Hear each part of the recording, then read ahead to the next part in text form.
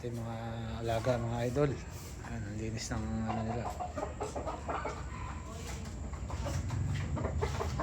Ayan sila. Gabi na kumakain pa. Kinain nila yung tira nila. Said kumain yan mga idol. Naubos lang nila yung tira nila.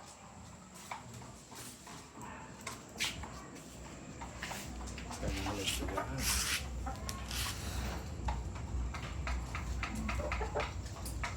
Ating mga manok.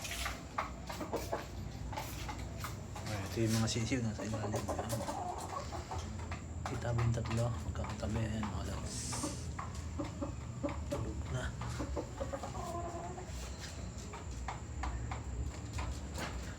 Ating mga manok.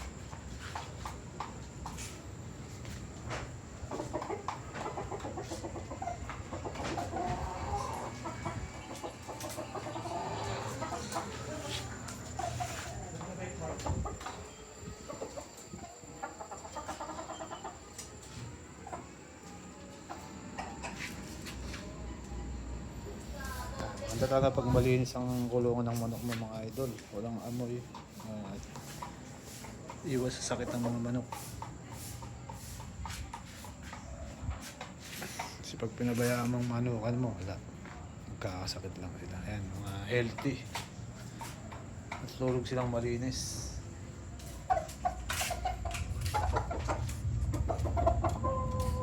Ayan, 4 months old dyan mga idol.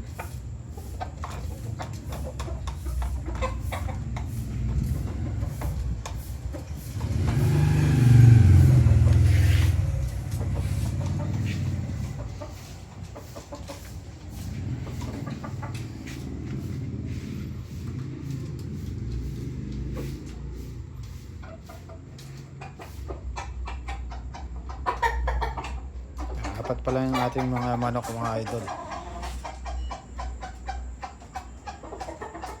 Dalawang bull stag, dalawang stag, tapos mga sisiw. Mga sisiw, di ko malaman kung lalaki o babae.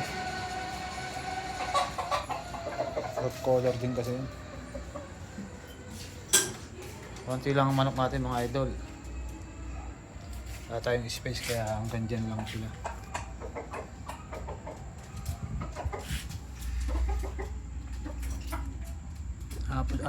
Update ko yan araw-araw mga idol.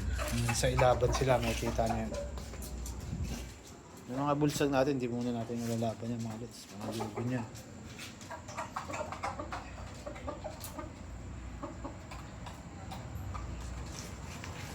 Yan, nipis lang yung ano ko mga lods. Oh.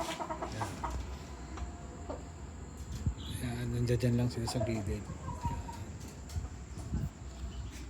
Apat na kulungan. Yan. Apat na 2x2. Tapos sa likod meron tayong 2x2 rin, tapos 2x4 na ano, na kulungan.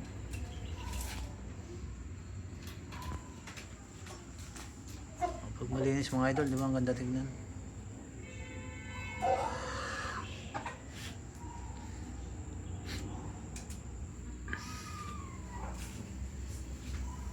Nipis ng paa niya, no?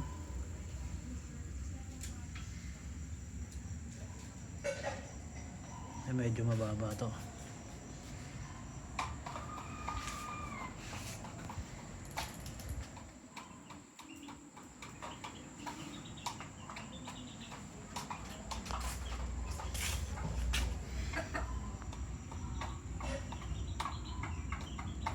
Mga lads, sa gilid lang sila.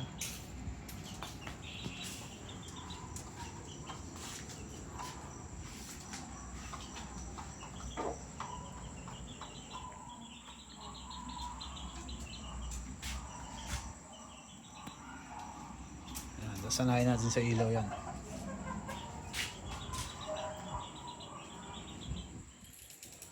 Sumanda kasi pag sanay sa ilaw yung mga manok, hindi maninibago pag nilaban mo.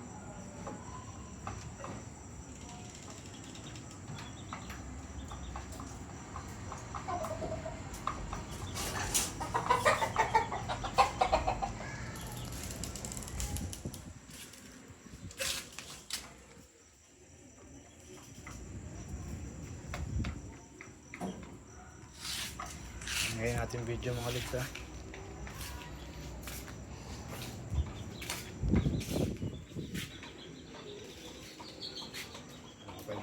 Nagising yung mga sisiw oh.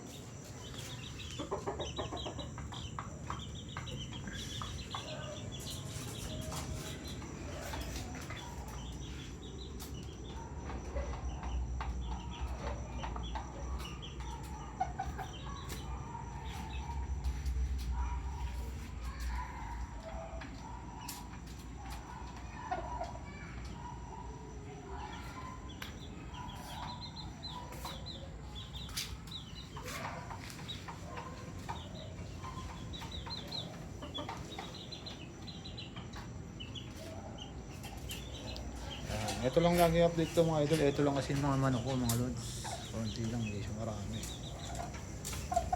Kaya naman, yun lang. Tayo pwede magparami. Baka mareklamo tayo dito mga idol. Subdivision to.